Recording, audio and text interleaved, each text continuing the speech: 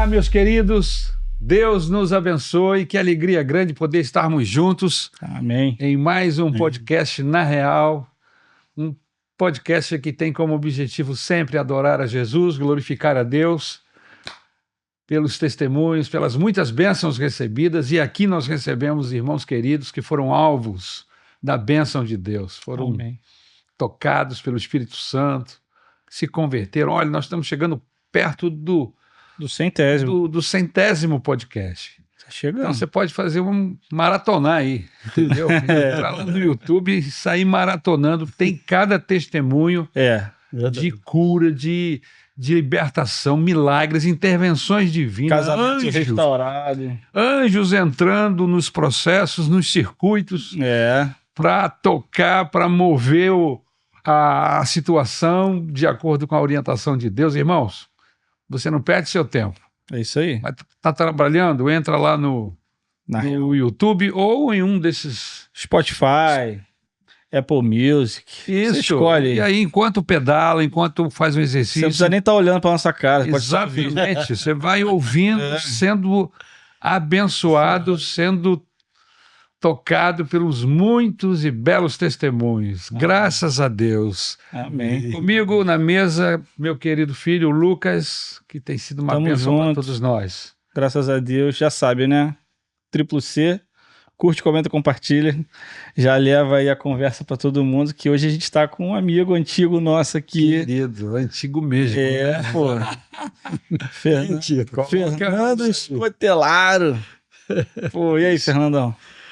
Poxa, é mais um prazer de estar com vocês aqui, é um prazerzão mesmo, né? Depois de muita luta, né, Lucas? Pô, tem um tempão que a gente estava marcando esse dia aqui, né? Foi uma luta muito grande, né, da gente encontrar o horário encaixado, o horário e tal, mas deu certo, graças a Deus estamos aqui, em nome de Jesus, vamos tentar mostrar um pouquinho, conhecer um pouquinho a minha vida. E o que Deus fez? Eu tenho a minha vida espiritual se mistura com a da Maranata, né? Então a gente vai falar isso ao longo do podcast, né, pastor? Amém. O Fernando Escotelaro é casado com a Sol. E para falar Escotelaro tem que fazer assim, ó. Fernando Escotelaro. Mangiaram uma pasta. Casado há 30 anos com a Solange, que nós conhecemos, chamamos de Sol, uma querida. Sim. Amém. Fernando, ele tem três filhos. Três filhos, né? O Fernando, o Felipe e o Giuseppe. O Giuseppe, você botou esse nome nele de Giuseppe por causa de algum parente? Sim, foi em homenagem ao meu bisavô, que veio da Itália, né? Se alojou em... O primeiro escotelaro no Brasil. O primeiro escotelaro do Brasil. Olha aí. Verdade, Lucas. Ou pelo menos da sua família. Verdade. Eles vieram, uma parte foi para São Paulo, outra parte foi para, acho que se eu não me engano, Santa Catarina, dos italianos, né? E o escotelaro, ele foi para Itaboraí. Né? Eles eram... uma família, a família é de agricultores, não tem nada de rei, de príncipe, nem nada não, tá? Trabalhador. Trabalhador, braçal. Vieram trabalhar. Exatamente. Trabalharam muito. Exatamente, e eles eram agricultores, então o meu bisavô foi para Itaboraí, é a terra da laranja, né? E lá ele teve uma fazenda de laranja. Aquela coisa da fazendinha não, era bem grande. Era grande? Plantação de laranja mesmo. Tanto é que ele tem o nome dele, Paulo Escotelaro, ele tem uma rua em Itaboraí com o nome dele. Ó, que legal. Então, a pessoa não leva o nome de uma rua... Prosperou lá, então. A troco de nada, né, pastor? É verdade. Você hoje, para colocar o nome de uma rua, você precisa ter um conchavo. E naquela época, só os feudais que tinham nome de viela, de praça, etc., né? Então, meu bisavô, ele tem lá em Itaboraí, você pode colocar aí no Waze, que ele vai te levar lá na rua do meu bisa. Que legal. E aí, o meu avô, né, minha mãe, e aí surgiu essa figurinha aqui. O maior de todos os escotelaros. Nasceu. Você é oriundo também dessa região de Não. Itaboraí? Minha mãe nasceu em Itaboraí e foi criado em Itaboraí e depois vieram para São Gonçalo, né? Num lugar chamado Mutondo. A casa existe até hoje. Meu irmão mora lá, na casa. Minhas tias todas moraram lá, minhas primas, enfim. Era a família mesmo, né? Hoje, escotelar, o Fernando é diácono da nossa igreja, Amém. Maranata de Jacarepaguá, Com muito temor. nos últimos 30 anos. Nos últimos 30 Tem tudo anos. isso? Não, Tem tudo isso. não, Tem tudo eu isso, tenho... De convertido? De convertido, eu tenho uns 40 e Então. 40 e pouquinho. E mais um pouquinho. Um pouquinho menos. Né? Diaconato é um pouquinho menos, porque eu só passei a ser diácono a partir do momento que eu me reencontrei com Jesus. Tá certo. Aí A gente vai entrar daqui a pouco. Pois é. Então, a história ela tem várias sessões. Entendi. Entendi. Muito bem. Mas é isso aí. Mas completando, ele foi professor de autoescola, instrutor, né? De autoescola. Sim. Durante 27 anos. Isso. Depois foi vendedor. Trabalhar nas Pernambucanas. Isso. Vendedor nas Pernambucanas, motorista executivo. E hoje trabalha no Uber. Aposentado. Aposentadinho, bonitinho. Recebo não tive problema nenhum com o INSS. Graças a Deus. Recebo meu saláriozinho lá e dou aquele reforço no Uber já há 10 anos, né? 10 anos que eu estou no Uber. Graças a Deus. Trabalhando todo dia. Inclusive na pandemia. Muito bem, meu querido. Me conta uma coisa. Você teve um encontro com Jesus. Sim. Sua família de origem italiana, com certeza, como a maioria de todos nós brasileiros, temos uma origem católica, não é verdade? Sim. E com certeza esse movimento que ocorreu na sua família envolveu só você ou tem mais gente da sua família que também decidiram-se por Cristo Jesus de uma forma mais... Mas será que era católico mais lá na Itália? Porque quando chega no Brasil as coisas podem mudar também, né? Então, eu não sei, evidentemente que a procedência italiana, a maioria é cristão, né? Católico, né? Católicos, são católicos, né? Eu creio que o meu bisavô era católico, né? Porque o meu avô, eu não conheci ele, só conheci a minha avó, a mãe da minha mãe, ela era católica, tá? E a minha mãe era católica até enquanto estava com a minha avó. Meu avô faleceu, ela ficou com a minha avó e tal. Quando ela conheceu o meu pai, o meu pai ele era cearense e lá no Ceará ele tinha um envolvimento com o espiritismo, né?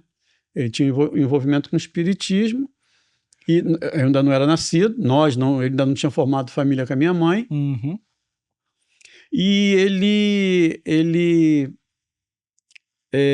a partir do momento que ele conheceu a minha mãe e começou a ter laços amorosos com a minha mãe, ele foi morar, a minha mãe ficou grávida da minha irmã mais velha, que já está com o Senhor, e nós fomos para a Rocinha. Nós fomos morar na Rocinha. Meu pai comprou um barraco, né, na época. Uma casinha lá. Muitos anos atrás. Uma pergunta que me veio à cabeça agora. Você tem contato com esses outros escotelários porque todo mundo não veio para o Rio? Não, a maioria, eles foram a parte, foi todo mundo para... Cada um foi para um canto, entendeu? Depois do evento da minha avó, depois que minha avó faleceu, aí os escotelários... aí a família deu uma espalhada. Mas agora, hoje em dia, já está bem cheio de escotelário, né? Mas vocês se veem? Tem relacionamentos próximos, assim, não? Não. Só a família, por exemplo... Daqui do Rio. O núcleo... Eu, por exemplo, os meus filhos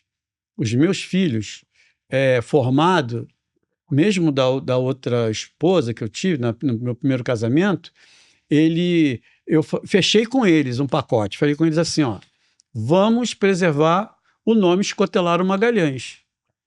Então, o meu nome é Fernando Antônio Escotelaro Magalhães. E aí, eu fechei com eles Esse de Magalhães manter também é do meu pai. do seu pai. É lá do Ceará. E é político, né? É um escotelaro político. Aliás, é um Magalhães político. Se vocês forem aí na linha dos Magalhães, você vê que eu tenho alguns parentes que são, entendeu? Que vem lá oriundo do Ceará, vem para Bahia, aquela coisa lá, o Magalhães se espalhou. E aí o meu pai foi morar na Rocinha, né? Nós fomos criados na Rocinha, e lá o meu pai teve um centro. Ele abriu um centro espírita. Entendeu? Ele abriu o centro espírita e criou todos os filhos ali, entendeu? Naquele lugar. Depois ele construiu a casa e tal. Isso aí foi até a nossa, vamos dizer, adultez, né? Então eu... O momento que você alcançou a maioridade. É isso. E alcancei a maioridade, aos 27, 28 anos, os irmãos resolveram não seguir mais aquilo, tá? Eu fui na religião, eu tocava o tambor. Então, o tambor se chamava de ogã. Então, eu peguei ritmo, entendeu? Aí é onde vem a minha... Você aprendeu a ser músico lá. Exatamente. Instrumentista. Entendeu? Deus já estava com a mão sobre nós. E um detalhe, pastor, é que a gente, no centro onde a gente tinha um centro, tem um terreno, tinha um centro onde a gente fazia lá, batia macumba, né? O termo certo é esse, batia macumba.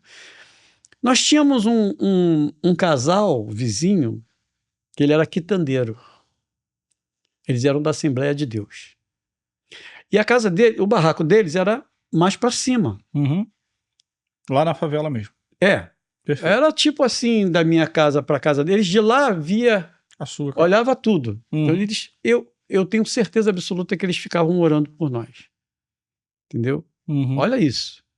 Então, porque quando a gente ia comprar as coisas na quitanda dele, a gente era pequeno, né? Ia com o caderninho, né? A cadernetinha, e para pendurar, né? E eu gostava muito de ver aqueles mapas da Bíblia que tem atrás da Bíblia. Eu adorava ver aquilo. Os mapas dos Atos dos Apóstolos. Dos apóstolos, viagem. Aí eu chegava legal pra caramba, amigo. Seu Martinho, cadê aquele livro que o senhor tem aí, aquele livro preto? Ele falou assim, isso aqui é a palavra de Deus. E eu era espírita. Né? Aí, sabe o que é? É que eu gosto muito daqueles mapas coloridos que tem lá atrás. Ele, peraí, deixa eu pegar. Ele pegava, ia lá em cima, pegava e mostrava. E eu ficava olhando aquilo. Aí ele te contava as histórias? Contava a história. Legal. E aí, bom, até aí... Só conversa. E ele botava a mão na minha cabeça, de vez em quando, né? Dava aquela... né? E eu não posso esquecer disso, porque isso, para mim, eu posso ter sido resposta de oração deles. Sim. Entendeu? Sim. Eu tenho certeza absoluta que eu fui resposta de oração desse casal. Era um casal muito simples, muito simples, muito simples. A gente era simples também, mas eles eram simples demais. Eles tinham lá a quitandinha dele, que vendia as frutinhas deles e tal. E aí, vida que segue. Aí, aos 27 anos, mais ou menos, eu e a família, eu e os irmãos resolvemos abandonar o negócio. E aí fiquei jogado. Nesse período você já estava casado? 27? Já estava casado, porque eu casei com 21. O Fernando já era nascido, o Felipe também já era nascido.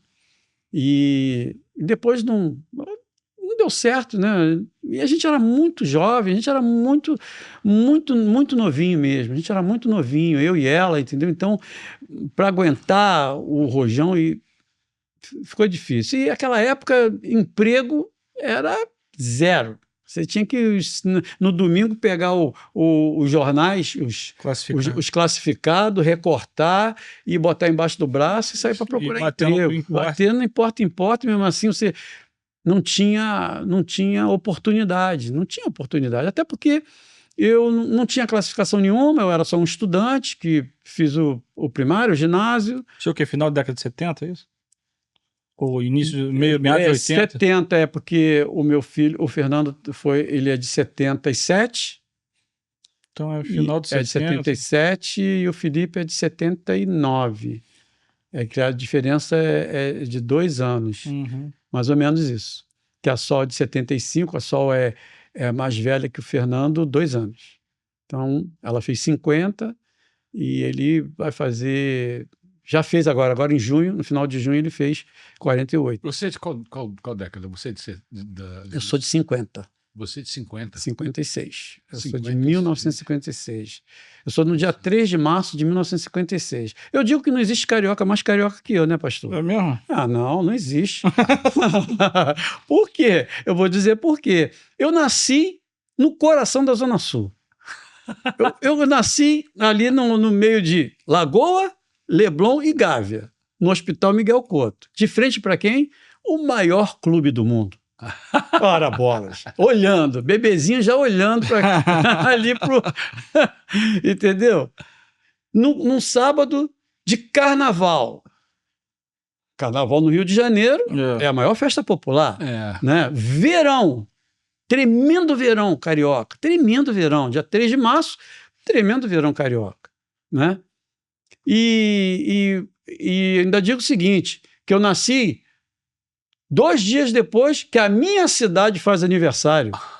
Que o Rio de Janeiro, minha linda e maravilhosa cidade, faz aniversário. Ela faz aniversário dia 1º de março. Né? E a cerejinha do bolo, o Lucas, é que eu faço aniversário com o maior do Flamengo, né? Zicão, aniversário 3 de março. Você faz aniversário junto com o Zico? Com o Zico, 3 de março. É o Natal rubro-negro. Natal rubro-negro. E fui criado na maior comunidade, ou seja, favela, que a gente chama de comunidade, da América do Sul, que é a Rocinha. Fui criado ali, frente à Praia do São Conrado, era rato de praia. Você já foi lá no Zico falar que você faz aniversário com ele? É o meu sonho. Não foi ainda não? Não. É o meu sonho. Pode ser que ele assista o podcast. essa guaridazinha de eu tirar. Quem conhece o Zica aí ajuda, manda o podcast pro Zica. O meu sonho é tirar uma foto com o Zico. É o meu sonho, porque eu acompanhei, né? O Zico, né? Nós acompanhamos, né? O Lucas talvez não. Difícil, não, pai. Se você for lá na Gávea... Não, o CFZ é quase perto de casa, né? Vargem Grande, é por ali, eu moro na Curicica, então não é difícil, mas é difícil encontrar ele, que ele é empresário, ele tem... Mas vai que um dia, né? eu pego essa foto um dia. Mas aí você estava falando dessa decisão aos 27 anos, né? A minha decisão por Cristo não foi aos 27 anos. Eu fiquei, depois que nós cada um foi para o seu canto, eu fiquei ainda por aí uns anos ainda, entendeu? Até quando eu optei a trabalhar na Pernambucana, eu estava com... Eu estou falando o nome da empresa aqui, mas desculpa. Ainda existe? Existe. Ela meio que reaqueceu ultimamente. Ela sumida. Ela do Rio de Janeiro. Eu acho que a família que era da época, acho que vendeu para um outro. Mas você sabe que eu me lembro de uma propaganda da Pernambucana sobre o frio? Lembra? Vou comprar. Não adianta bater, que eu não deixo você entrar. Era Pernambucana. As casas pernambucanas é que vão aquecer o meu lar. Vou comprar flanela, lãs de cobertor. Eu vou comprar na casa. Famoso. Eu era moleque nessa época, né? Isso aí. Só a diferença de... Fizeram um sambinha, né? Fizeram um sambinha. Aí o frio batia. Quem bate? É o frio. Aí começava o jingle. Agora tem uma loja pernambucana de vários shoppings aí. Eles voltaram com força. E estão bonitas as lojas. Se bem que as lojas da Pernambucana eram bonitas mesmo. A de Copacabana, por exemplo, que eu trabalhei, ela tinha 3 andares. Era uma loja de departamento. Eles vendiam muito tecidos, né? Tecidos. Hoje em dia virou uma loja de departamento. O forte dela era tecido, cama, mesa e banho. Ainda fazem isso. Ainda fazem isso. Só que aí depois as mega lojas da Pernambucana, que tinha algumas, eles vendiam alguns eletrodomésticos, roupas, entendeu? Tá assim até hoje. Tá assim até hoje. Mas no começo era só tecido e cama, mesa e banho. E o que a Pernambucana tem a ver com a sua vida? O que Tem a ver. aconteceu lá fora o seu trabalho? Que quando eu conversei com você falou assim, não, lá na Loja Pernambucana, foi lá. Foi lá. Foi lá o quê? Aconteceu uma coisa importante. Muito importante. Então, eu estava trabalhando na Casa Pernambucana, ali em Copacabana, ali na Avenida Copacabana, esquina com a Siqueira Campos, Cerzedelo Correia, né? Tem a Praça Cerzedelo... Não, Cerzedelo Correia ali. Era a Avenida Copacabana com Siqueira Campos. Certo. Entendeu? E tinha a Praça Cerzedelo Correia, que chamava Praça dos Paraíbas, né? Isso. E tinha o Sobradinho lá. E eu ia trabalhar e não tinha expectativa nenhuma de... Entendeu? Eu já, depois daquilo tudo, eu virei agnóstico. Entendeu? Virei agnóstico, não queria saber de religião, não queria saber mais de nada. Mas aí, um dia, uma irmãzinha, a vendedora da Pernambucana, a Laurinete, a irmã Laurinete, não sei, perdi o contato com ela, ela ficava pregando o evangelho para mim. Ela pregava o evangelho para mim. Poxa, vamos, não sei o que, tal. Jesus é o único caminho, aquela coisa, né? De evangelismo. Eu fui fruto de um evangelismo. E aí ela falou assim, poxa, Fernando, vamos aqui na nossa igrejinha aqui, a igreja aqui é só atravessar a rua, a gente vai estar ali na igreja. Eu falei assim, mas eu não quero ir e tal. Aí um dia ela pegou, foi num sábado, a gente fechava a loja, preparava a vitrine, né? Que a loja tinha, a frente dela toda de vidro, então a gente preparava a vitrine para o final de semana, né? As pessoas passavam, olhar de mercadoria. E aí ela falou assim, hoje vai ter um culto jovem lá na igreja. Aí eu falei assim, eu falei assim, eu vou, no outro sábado eu vou. Não, mas vai ter bolo, vai ter guaraná, vai ter, assim... Tentando te ganhar na... bebes, Aí eu falei assim, que garota chata, meu Deus do céu, é muito chata. Aí eu falei assim, tá bom, eu vou. Ela ficou toda alegre, legal e tal. Aí, fechamos a loja e fomos para a igreja. A igreja era só atravessar a rua e quem conhece Copacabana sabe onde é que era. O Sobradinho é um Sobradinho que ainda existe até hoje, Tá o Sobradinho, lá. tá lá. Na esquina Tá lá. da Siqueira Campos. Siqueira Campos. Com a Cerzedelo Correia. E aí, você tinha que subir a escadinha, né? E a igreja era a Igreja do Evangelho da Paz, na época. Em 1983, era a Igreja do Evangelho da Paz. Quem estava lá era o pastor Marcos Vinícius, e a irmã Helena Brandão, a ex-atriz da Arlene Glória, né? Isso.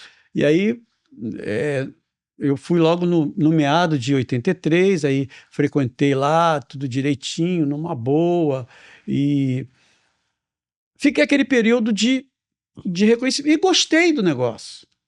Gostei. Achou legal. Achei legal. Aí já vi um pandeirinho assim, Lucas, já vi um pandeirinho encostado assim, né? Eu já com a minha aptidão musical, musical, aí o pandeirinho ali, eu falei, rapaz, deixa eu pegar esse pandeirinho ali. Aí dá umas pandeiradas, porque na época não tinha nada, era só o pandeiro, o cara no violão, entendeu? A Cristina Pimentel, ela é da minha época, ela estava, se não me engano, ela está no Meyer, ela está na Maranata do Meyer. Há algum tempo eu encontrei com a Cristina Pimentel lá no Meyer. E a gente era o grupo começou a fazer ali. Mas eu comecei assim. Mas te deram o pandeirinho para você tocar mesmo? Era o pandeirinho. Mesmo sem você. Eles estavam querendo agregar todo mundo, né? E como eu sabia saculejar o negócio, né? Eles, toca aí. Eu comecei a tocar o pandeirinho no louvor e tal. E aí veio o chamado. Aí Deus, numa pregação da irmã Helena, ela pediu as pessoas que, como a gente faz, né? Do apelo. Aí eu fui na frente, aí aceitei a Jesus, e aí comecei a levar a coisa mais a sério. Comecei a levar a coisa mais a sério e tal, e isso foi passando. Meado de 83, quando foi agosto, setembro, é mais ou menos essa época assim, outubro, eu me batizei. O pastor Marcos convocou a galera novinha, a pessoa nova, para se batizar. Como lá não tinha o tanque batismal, o pastor Marcos ele tinha um fechamento, eu não me lembro do nome do pastor na época, da Igreja Batista do Grotão, na Penha. Aí, eles tinham o tanque batismal. E eu fui batizado ali na Igreja Batista do Grotão, na Penha. Ainda existe até hoje a igreja, tá? Mas eu não sei como é que deve ter reformulado, né? Muito tempo, muitos anos, né? E aí foi quando eu fui batizado nas águas. Aí eu fui batizado nas águas e tal. E vida que segue. E E eu fumava, eu cheguei a fumar quase 3 maços de cigarro por dia. Caramba, hein? Quase 3 maços de cigarro por dia. E eu mesmo convertido e batizado, eu ia com um maço de cigarro no bolso. Simples assim. Ia maço de cigarro. Era uma prática, né? Era prática, entendeu? E como o Espírito Santo é que limpa a gente, né? Aí num domingo à noite, num culto da noite, a irmã Helena Brandão falou assim, eu tô sentindo que tem gente aqui dentro que precisa fazer um pacto com Deus. Eu sinto, e o Sobradinho tinha umas 120 pessoas, não sei como cabia tanta gente ali dentro. Era o que entrava. Era o que entrava, pastor. Era o que entrava, Lucas. Era janela, aqueles janelões, não tinha ar-condicionado, mal um ventilador. Eu sinto que gente aqui, ela suada, com um lenço na mão, secando, né? Porque aí eu sinto que tem gente aqui que precisa fazer um pacto com Deus. Desafia Deus naquilo que você precisa. Aí eu lá no meu cantinho, acho que eu devia estar numa sexta fila do sobrado. Aí eu falei comigo mesmo assim, falei com Jesus. Falei assim, Jesus, se tu é Deus mesmo, tu vai me fazer parar de fumar, hein? Eu quero parar de fumar. E vida que segue. Acabou o culto, vamos para casa. Isso num domingo. Na segunda-feira, Lucas, eu cheguei no trabalho, tinha na galeria tinha um barzinho, onde todos os vendedores tomavam café, almoçava lá. Sim. Aí eu já estava com a minha gravatinha, né, aquela gravatinha de vendedor, né? Aí entrei no bar para tomar café. Aí pedi lá um pão na manteiga, um café com leite e tal. Aí tomei o café e tal. Aí eu falei assim, me dá um maço de cigarro. Não vou falar a marca para não... Ok. Me dá um maço de cigarro e um isqueiro. Aí o cara me deu um maço de cigarro, um isqueiro. Aí eu, que era vício do fumante, bateu a carteira de cigarro antes de abrir, para compactar, né? Aí eu abri o maço de cigarro, tirei um cigarro, botei na boca, acendi. No primeiro trago, eu senti como se for... Eu fiquei totalmente sem ar. Caramba. Pastor, eu senti como se fosse 2 mãos apertando a minha garganta. E eu sufocando, em plena galeria, sufocando. Ai, meu Deus! Assim mesmo. Jesus! Aí abriu a respiração. Amigo, eu peguei o maço de cigarro, o isqueiro, joguei na lata do lixo, assim. Nunca mais eu fumei, Lucas. Caramba. Parou ali. Parei ali. Foi a minha segunda experiência com o Senhor. A minha primeira foi eu ter entregado meu coração para Ele. E essa foi a segunda experiência, ou seja, até um milagre. Pô. Entendeu? Porque muita gente assim, parar de fumar... Precisa de força de vontade. Precisa de força de vontade mesmo. Sim. E muita força de vontade, né? Tem muita gente que passa anos tentando. Aí consegue, se liberta, mas é uma luta, terrível. Né? E para mim foi em 24 horas. Eu fumava quase 3 maços de cigarro por dia. Fumava a Vera. A Vera. Fumava de verdade. De verdade. E nesse pacto que eu fiz com Deus, o Senhor me mostrou que eu era dele. Amém. Eu era dele. E aí, no dia E seguinte... você reconheceu que foi uma ação de Deus? Com certeza. Na mesma, Não tem a menor Assim, sombra de 24 dúvida. horas. naquele Não. momento você reconheceu? Naquele momento, porque eu gritei Deus. Falei, Jesus! Eu chamei por ele. É que você começou a se sufocar, né? Sufocar. A fumaça não descia, ficava parada e ficou aquilo esquentando aqui, parecia que eu estava sufocando, aquilo horrível. E aí, quando eu clamei, ele me atendeu. Amém. E aí eu falei assim, eu reconheci. Eu reconheci Glória a Deus. aquilo que eu tinha feito um pacto com ele na noite anterior. E ele me deu a graça de, não é isso que você quer? Então, vamos lá. Vou te ajudar a Vou parar te de ajudar. fumar. Aí mandou um anjo te dar uma Dá esganada. uma esganada assim. Falou, se esgana aí, mas quando ele chamar meu nome, tu solta. E aí, o que Caramba, aconteceu? Luciano. E isso aí eu ainda vou contar mais um tiquinho na frente, tá? Vou contar mais um tiquinho na frente. E aí fui liberto e tal. Aí quando foi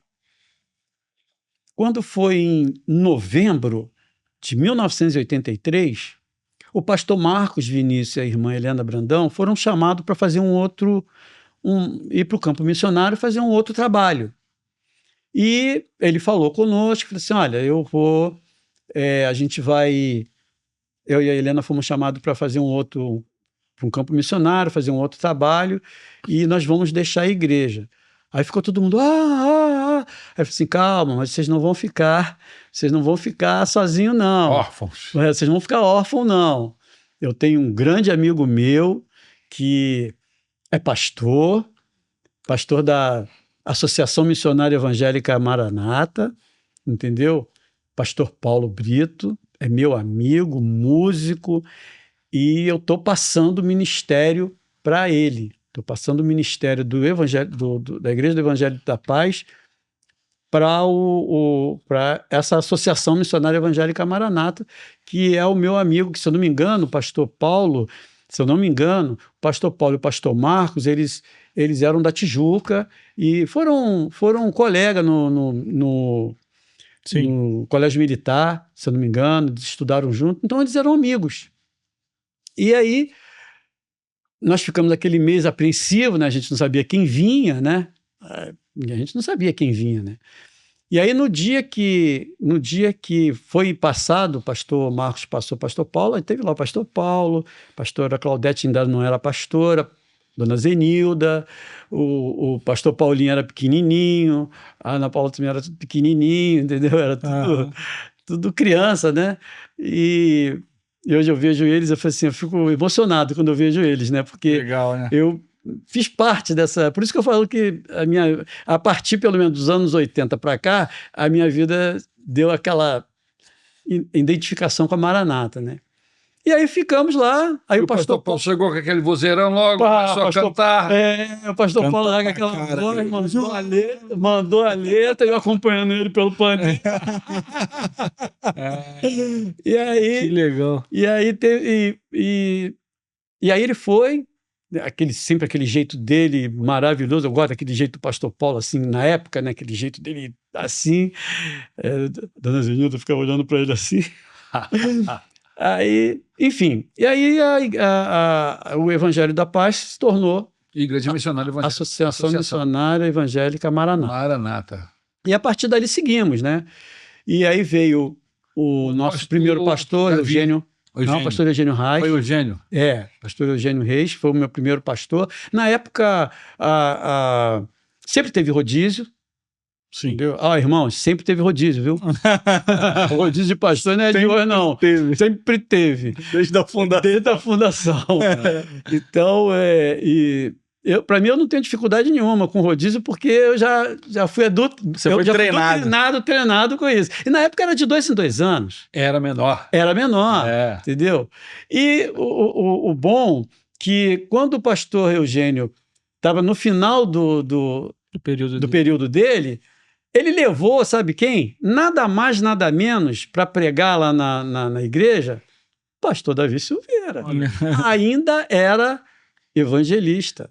Ele Nessa época ele foi pregar lá, o pastor Eugênio levou ele para pregar, que estava preparando ele para pastor, né? Legal. Pastoreado, e ele usava sapato, viu, gente? Na época, ele usava sapato e tudo. Sapato, Meu pai na fé. calça de tergal.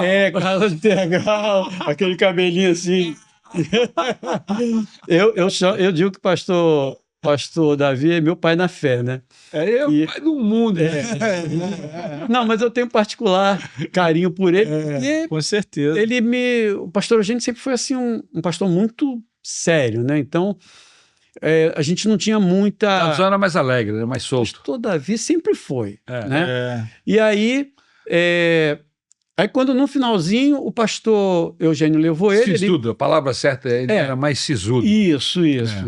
Mas eu amo o pastor Eugênio também. E aí... Que inclusive está conosco aqui na Tijuca. Isso. Ele está na Tijuca?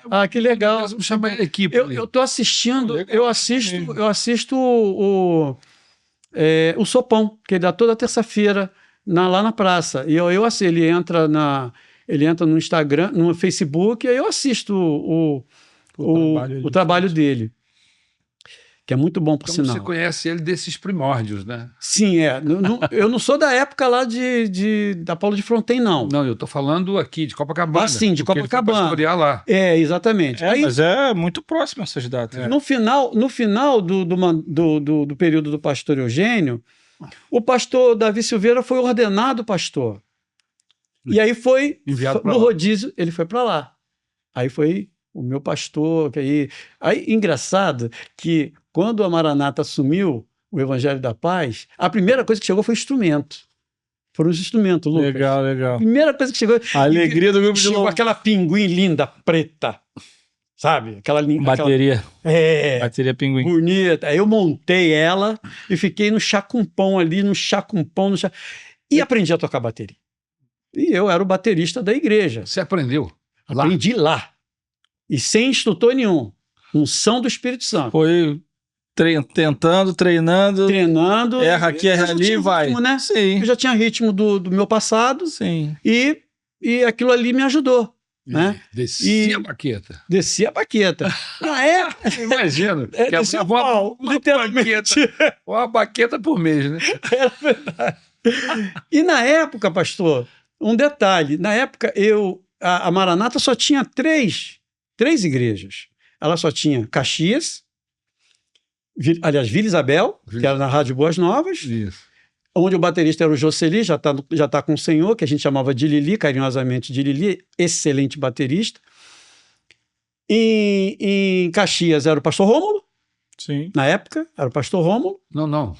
Tocando bateria. Tocando bateria. De baterista. Naquela época ele tocava bateria. Baterista da igreja, um dos bateristas. Era um dos bateristas da igreja. E Copacabana, em 84... Você tinha reunião com os bateristas? Você conhece o nome dos bateristas? Você tinha 3 igrejas. Antigamente era muito difícil. O pastor Paulo, quando fazia reunião de membro, ele concentrava tudo na Rádio Boas Novas. Porque você citou das igrejas que existiam na época o nome dos bateristas. É porque músico geralmente faz amizade. A Marcele, o pastor Paulo conhece a Marcele, uma tremenda, ela toca violão que é uma maravilha, que ela é lá de Copacabana. Aí o que acontecia? Quando eu me tornei baterista, eu tenho a humildade de falar, tocar com o pastor Paulo entendeu? É uma honra, né? Com certeza. Naquela época, então, que ele era um pouco até mais exigente, era uma honra tocar com o pastor Paulo. E o que acontecia? A igreja de Copacabana praticamente foi fundada. E eu tenho orgulho de ter sido um membro fundador da igreja de Copacabana. Porque a Maranata tinha um trabalho no Teatro da Praia. Segundas-feiras. Às segundas-feiras. E o pastor Paulo falou assim, a partir de hoje, esse trabalho do Teatro da Praia faz parte da igreja de Copacabana. Então, eu acabava o culto da noite, domingo à noite, eu botava a bateria, arrumava a bateria já para segunda-feira de manhã a Kombi pegar e levar para o Teatro da Praia. E eu chegava cedo lá, montava a bateria, estava lá... Nessa época tu ainda estava na Pernambucana? Ainda estava na Pernambucana. Você ficou muito ainda estava lá. Eu fiquei uns 2 anos mais ou menos. Depois eu saí, aí fui ser vendedor em outras lojas e tal, e depois voltei para ser instrutor de autoescola. Então a relação, essa questão da pernambucana toda é que você foi evangelizado lá dentro por da uma loja. irmã, Dentro da loja. dentro da loja com uma querida Exatamente. que você exatamente. perdeu o contato. Perdi o contato. Perdi o contato. Se ela estiver assistindo o podcast, pode me procurar lá em Jacarepaguá, que eu tô lá. Viu? E aí veio o pastor Davi. Veio o pastor Davi, aí eu fiquei. Aí fiquei um O tempo. pastor Davi ficou lá uns 2 anos, 3 anos? 2 anos. Dois Era anos. 2 anos. Aí a minha cabeça começou a ter Porque eu cheguei em 90, e o pastor Davi tinha recém saído de lá. Quer dizer, ele já tinha saído de lá, mas como nós na época tínhamos poucos pastores, ele meio que ficava aqui em Vila Isabel e dava cobertura em Copacabana, se eu não estou Copacabana. enganado. Ele tinha uma jornada meio que dupla, né? Dando assistência na igreja de Copacabana também, embora estivesse pastoreando aqui a igreja de Vila Isabel, porque a sede tinha vindo para cá, né? Quando eu cheguei em 90, Que era bote hipopótamo. a igreja... Como é? Aqui no Mamute. Mamute, hipopótamo. É um outro animal grande. Hipopótamo é lá na Lagoa. É lá na Lagoa. Tem lá hipopótamos? Acho que não tem ainda. Ainda tem hipopótamo lá na. Não tem como. Não tem. Pô, pode só ter na África, gente. Você está falando da... E a minha história. Tá, desculpa, viajei. Ele está falando da boate. A boate. Tinha uma mamute aqui, né? Tinha mamute, era mamute aqui, hipopótamo lá. E o meu período na Maranata, na época, eu me converti e preguei o evangelho para minha família. Legal.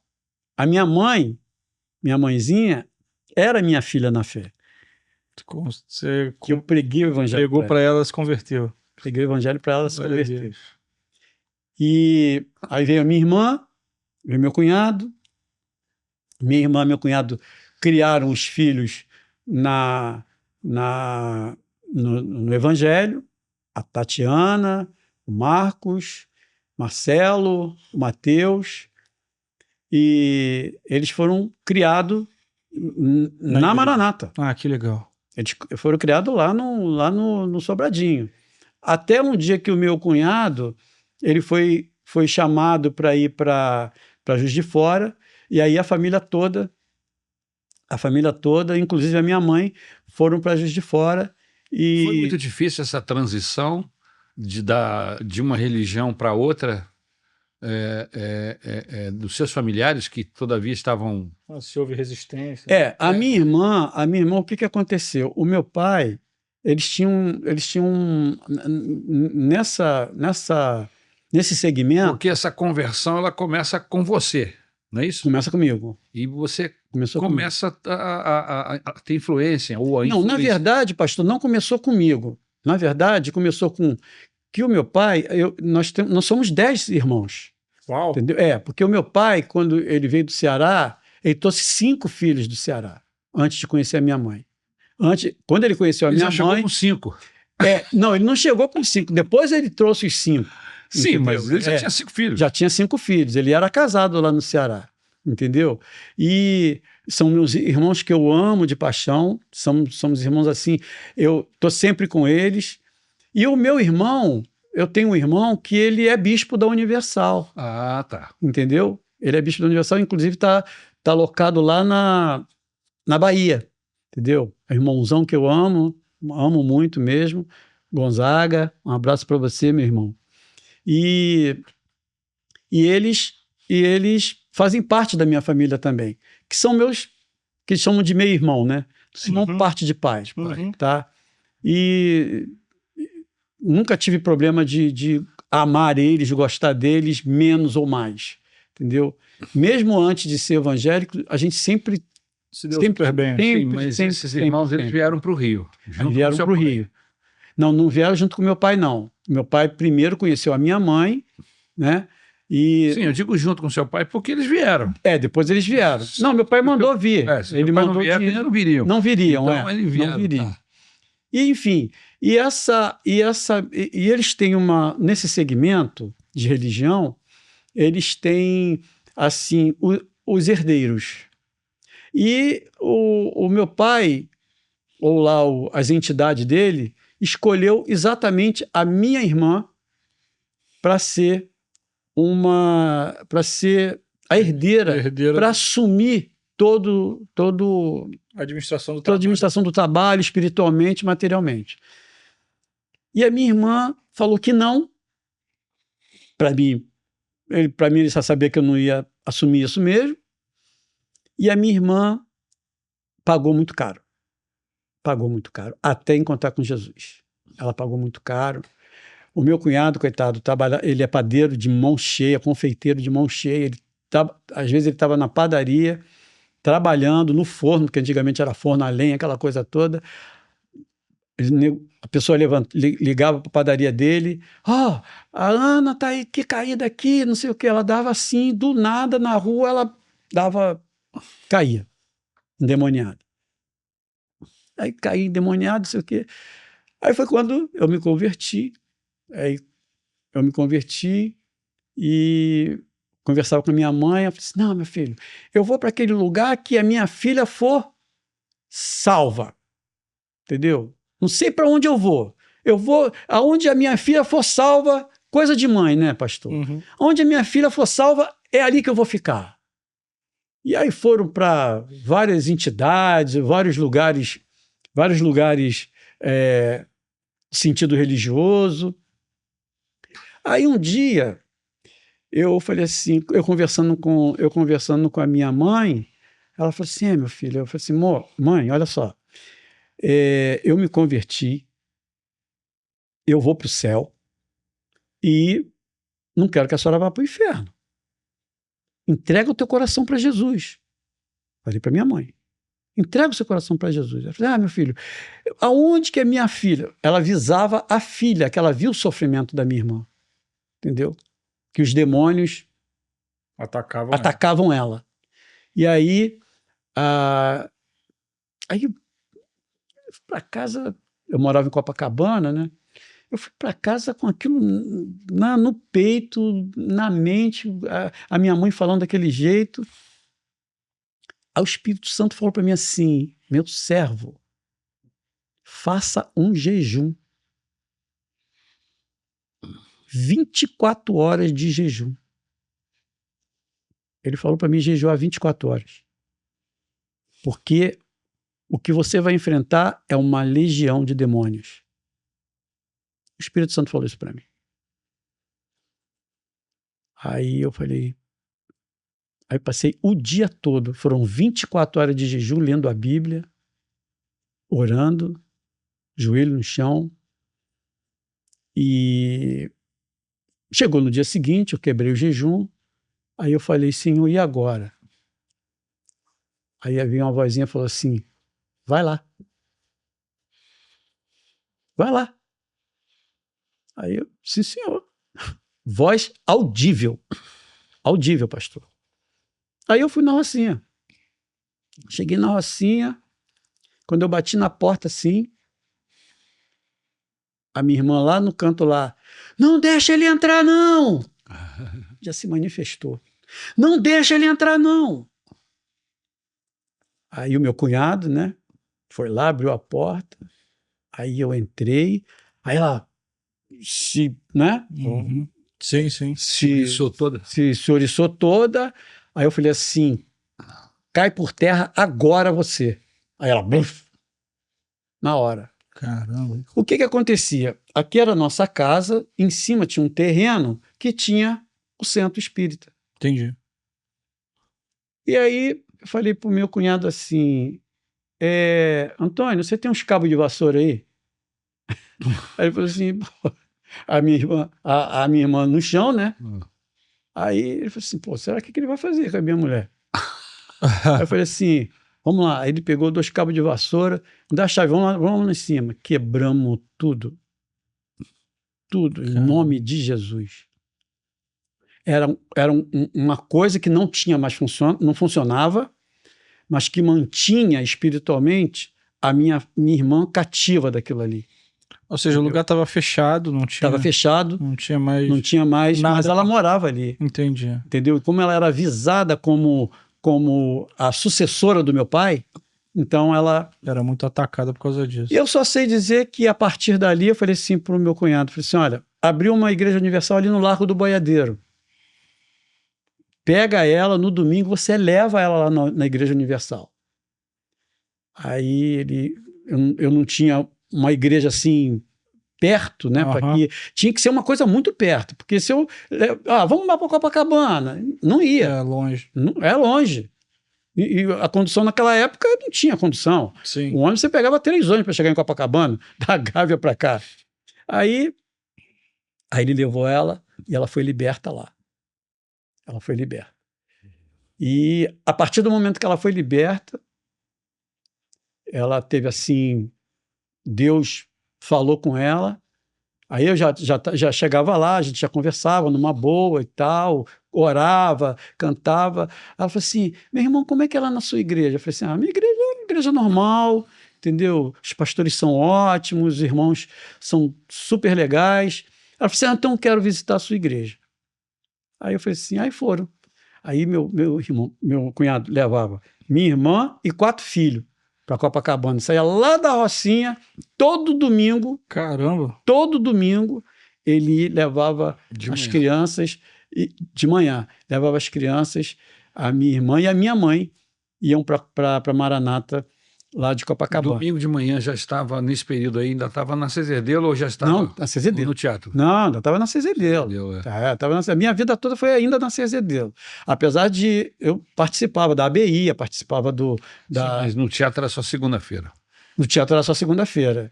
E aí É porque quando, no meu tempo, nós tínhamos uma reunião no domingo de manhã no teatro e à noite, no domingo à noite, na Cezerdelo. E na segunda no teatro. Então, isso. É isso aí. Entendeu? 2 vezes no teatro, de manhã e na segunda à noite, e lá na Cezerdelo no domingo de noite.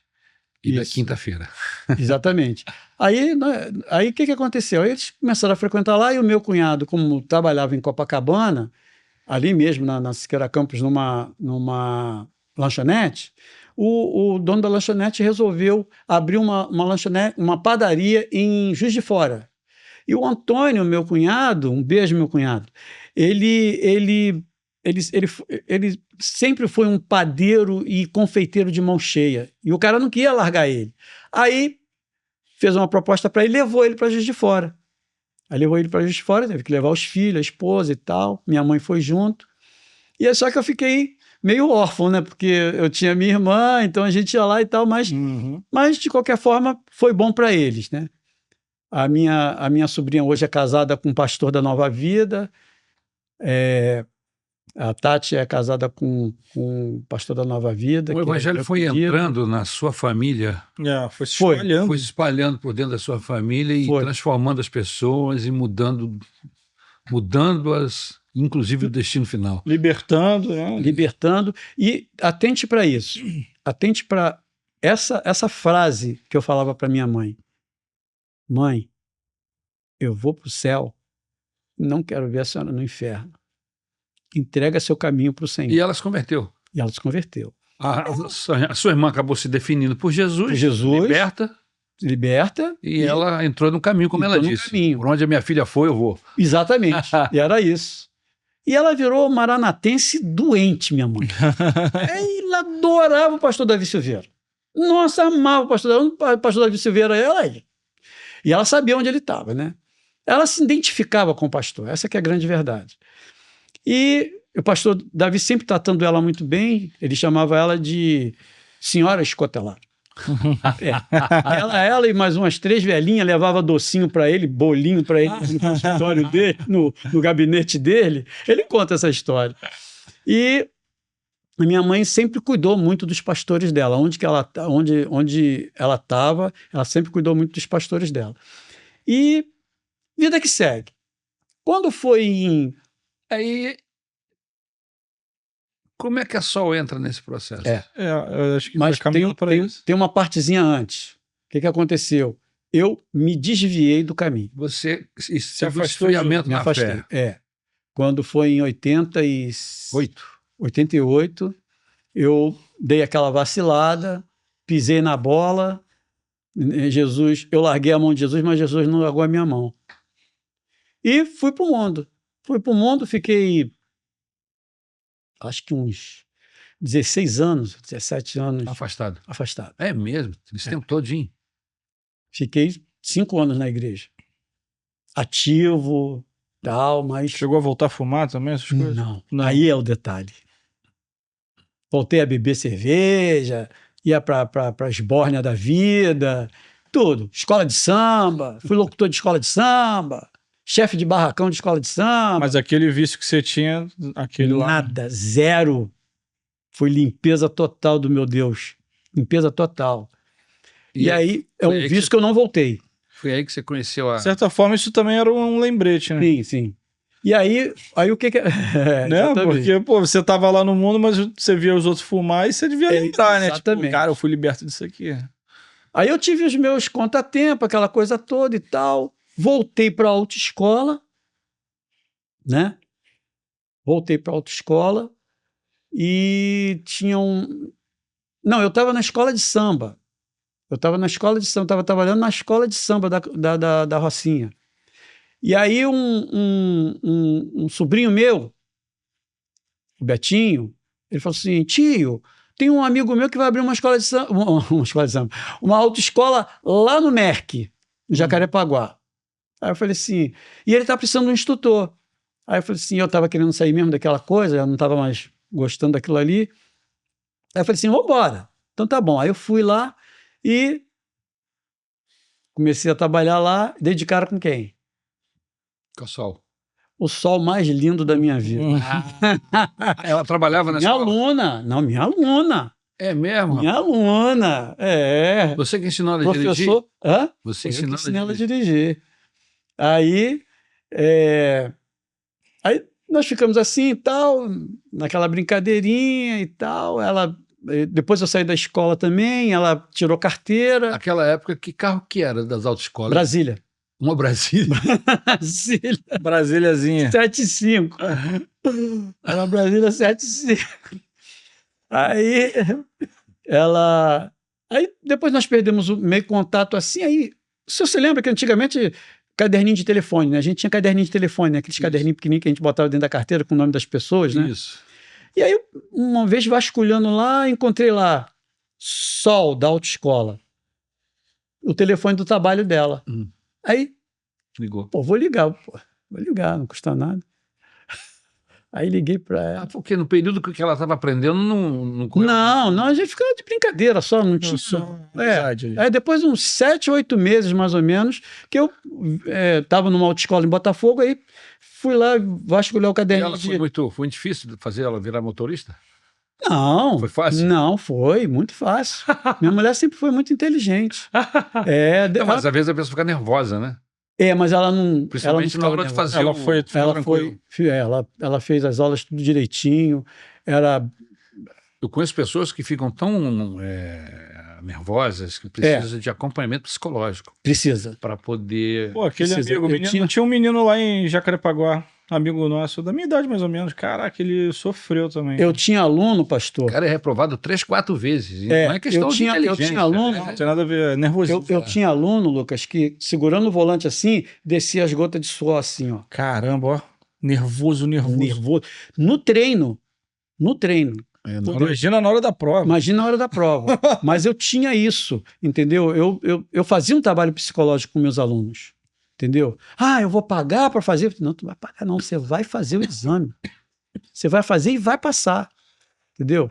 Então eu não tinha eu não era nem crente ainda, entendeu? Mas eu tinha isso dentro de mim, que as pessoas estavam ali para aprender, tinha que aprender, porque eram outras vidas que estavam na mão deles. Sim. Então eu sempre tive essa consciência, tá? E aí tu pegou o telefone, a agenda... Peguei o telefone da agendazinha, aí telefone do orelhão, né? Orelhão, ficha. Aí eu Aí ela atendeu, ela falou o nome, ela atendia lá, que ela era secretária, é secretária até hoje, mas ela é secretária do. Ela falava o número do telefone, né? Ela está trabalhando no mesmo lugar? Não. Quase no mesmo lugar. É mesmo? É, porque depois ela teve uma Vocês estão com 30 anos de casados? então, o patrão dela, o patrão dela que ela engajou no mercado financeiro, que ela trabalha com empresas do mercado financeiro, né? Ele veio a falecer, né? Depois de muitos anos, ele veio a falecer e aí ela continuou no mesmo ramo e as outras empresas que conhecia ela, que conhecia o ex-patrão dela, sabia que ela era uma boa funcionária, entendeu? Então, foi tentando trazer ela e trouxe. Graças a Deus, ela nunca ficou desempregada por conta disso, pela eficiência do trabalho dela. A minha mulher, ela é muito eficiente. Por isso que eu queria que ela estivesse aqui do meu lado. Até porque ela tem um testemunho para contar também. E aí, o que aconteceu? Eu liguei para ela, aí quando eu falei assim, alô? Aí, Solange? Ela falou assim, oi, Fernando. Eu falei, ué, como é que você sabe que sou eu? Não existia identificador de telefone naquela época. Pela voz. Ela lembrou da voz. Depois de uns 6, 7 meses, sei lá, uma coisa assim, ela lembrou da minha voz. E aí eu falei assim, pô, e aí? Não sei o quê, tarará. Aquela coisinha, né? Aquela conversa mole. Conversa mole. Aí ela falou assim, vamos marcar pra gente sair. Vamos embora e tal. Aí o nosso primeiro encontro foi no Mirante do Leblon, ali no começo do Leblon ali, né? No Mirante, no quebra-mar ali, né? Tomando uma aguinha de coco, foi onde demos o primeiro beijo. E ali nós começamos. Estão beijando até hoje. Estamos beijando até hoje. E aí o que acontece? Aí ela ficou. Como é que acontece esse retorno? Porque você está fora do evangelho. Isso. Aí ficamos 4 anos namorando. E ela engravidou do Giuseppe. Caramba. Ela engravidou do Giuseppe. E eu, com a minha idade. Um susto. Eu comecei a namorar com ela estava com 20 anos. Eu estava com 40, 39 para 40. Né? E eu já fiquei assim, pô, já pensou o pai dela, a mãe dela, não sei o quê, aquela coisa toda, né? Por causa da idade, né? E, pô, o cara ela já comprou o kit completo, né? O marido com 2 filhos. Porque eu tinha os 2 meninos. E aí, bom, vida que segue. Aí ela ficou grávida do Giuseppe, aí nós alugamos um apartamento no Merck e fomos morar no Merck. E aí minha mãe ficou. Eu morava com a minha mãe em Alcântara, junto com meu irmão, e nós fomos morar no Merck. Aí o Giuseppe ficou 1 ano, 2 anos, cresceu. Giuseppe, a gente ia para visitar ela, de 15 em 15 dias eu ia visitar ela. Aí ela começou a ter problemas de locomoção por causa da idade. E nisso, na casa dela tinha uma igrejinha em frente à casa dela. Até isso Deus cuidou. Na casa, minha mãe, era só atravessar a rua.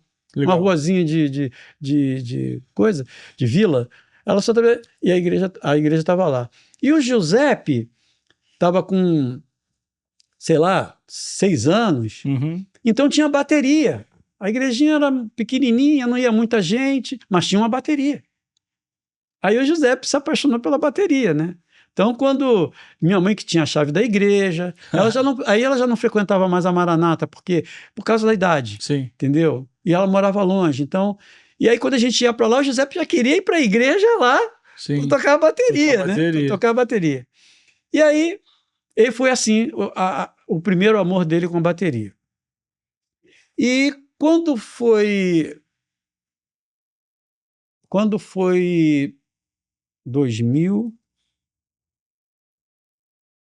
eu não me lembro a data que a minha mãe faleceu, que foi exatamente quando eu voltei. Eu sou ruim de data pra caramba. E aí nós tivemos um domingo lá, como costumeiro, né? Sim. Todos os domingos a gente ia de 15 dias para lá. E aí um domingo desse, a minha mãe chegou, filho, eu quero falar contigo. Aí eu falei, tá bom, mãe. Aí nós sentamos, a casa de campo, né? Tem aquela varandinha, tem uma redinha, né? E tal.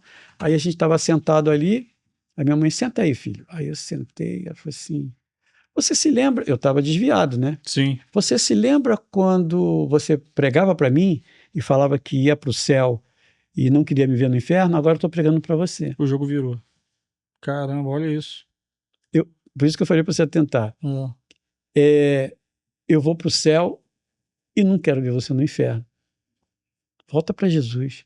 Tem dois sonhos na minha vida. São 2 sonhos da minha vida que eu quero ter. Primeiro, que você volte para a casa do Senhor. E segundo, que você case com a Sol, que é a filha que eu não tive. Entendeu? Porque a Solange, ela, nesse período todo, ela dava muita assistência para a mamãe. Muita assistência. Legal.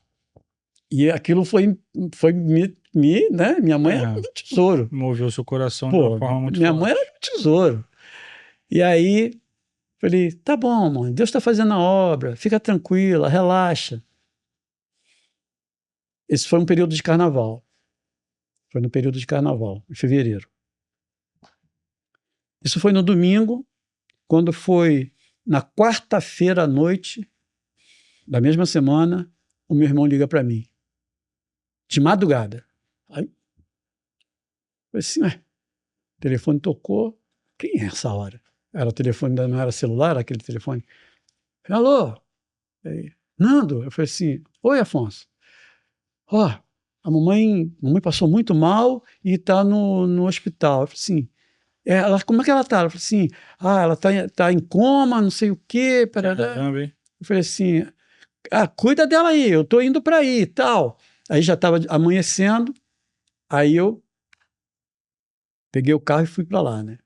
Quando eu cheguei lá, minha mãe já tinha falecido, já tinha partido, eu não via ela mais viva, e aquilo foi uma puxada de tapete, entendeu? Porque minha mãe era tudo para mim. Uma coisa que eu aprendi no Evangelho, as pessoas procuram até hoje, Lucas, a fonte da juventude, a fonte da eternidade.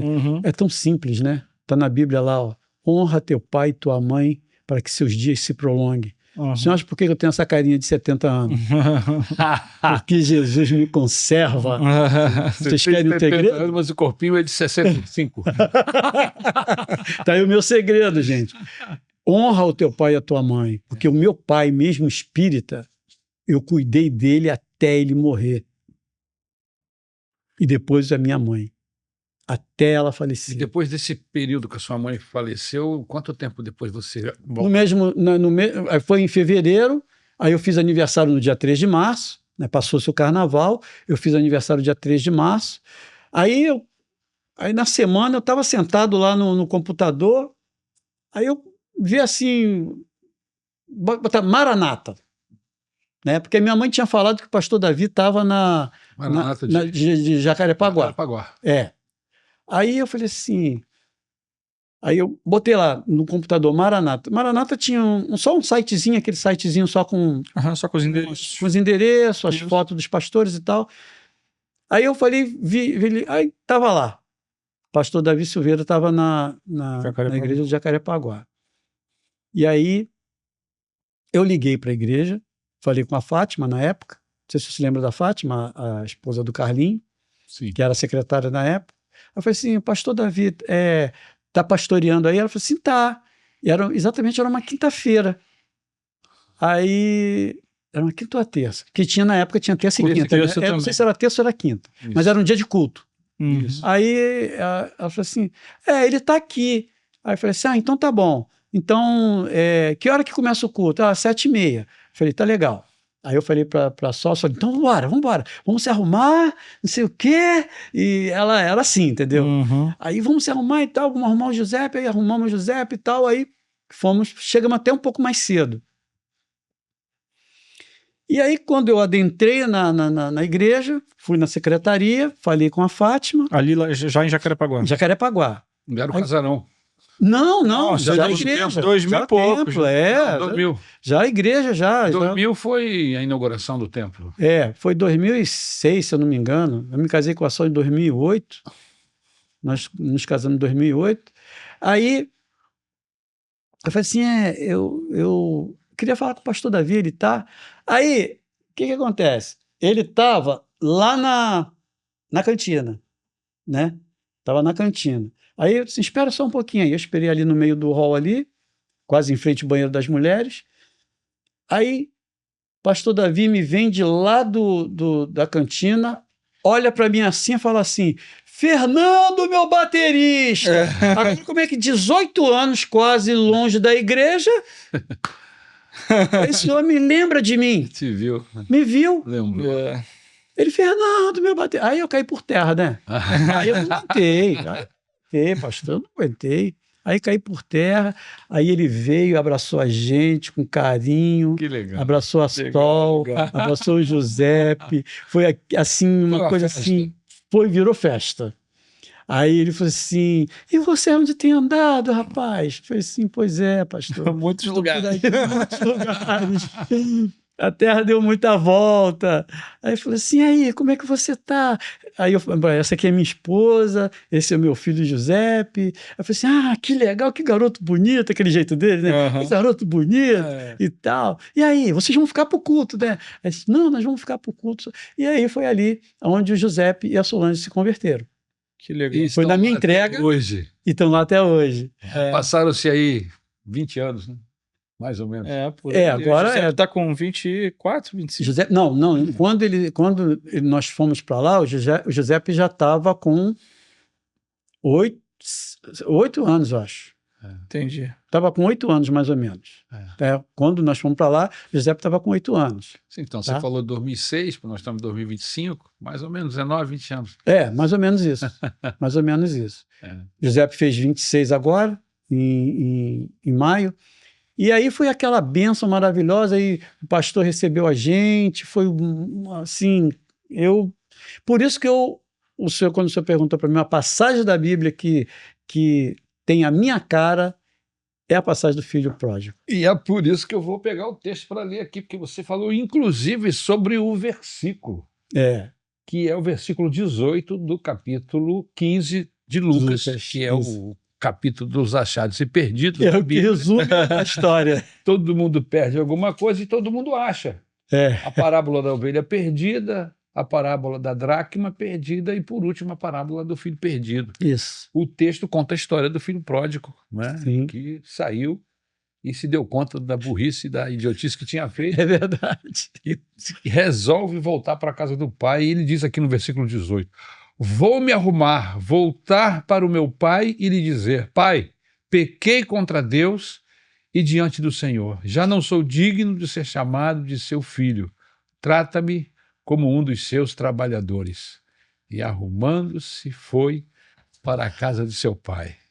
Por isso que essa história sua o retorno, né? tem a ver. Retorno à casa do pai. Você se identifica com esse Muito. filho pródigo. Muito, muito. Que encontrou o pai.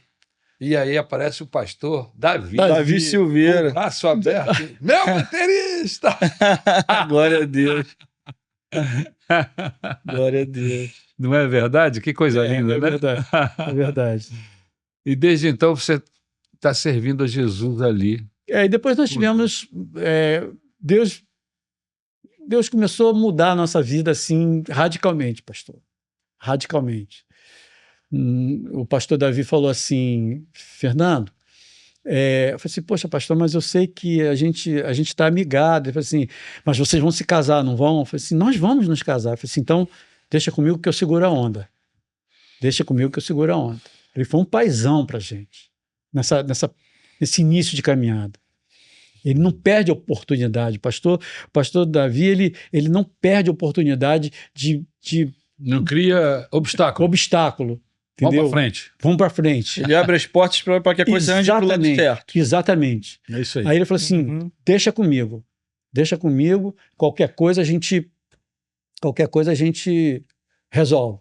E aí, 1 ano depois nós casamos, um casamento primoroso. Nisso tudo, Deus nos deu uma casa, nós compramos uma casa e seguimos aí até o dia que o Giuseppe começou a tocar bateria. Sim. Né?